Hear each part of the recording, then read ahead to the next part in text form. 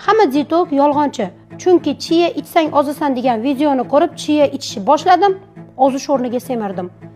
Agar siz ham xuddi shunaqa muammoga duch kelsangiz, hali ham chiyani to'g'ri ichishni bilmas ekansiz. Chiya urug'i sizni tez ozdiradi. Qachonki uni to'g'ri ichishni o'rgansangiz, shuning uchun chala dietoklarni emas, haqiqiy professionallarni kuzating.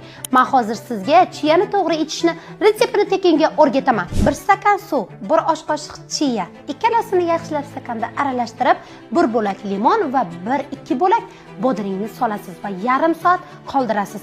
Tayyor bo'lgan massani har tong uyg'onganingizda 2 stakan oddiy suv ichganingizdan keyin nonushtadan oldin ichasiz. Och qoringa ichish kerak. Chiya qorinni to'q tutadigan mahsulot hisoblanadi. Siz kun davomida kamroq ovqat iste'mol qilasiz. Shu usulda to'g'ri ichishni o'rganish uchun videoni yo'qotib qo'ymaslik uchun saqlab qo'yishni va menga podpiska bo'lishni unutmang.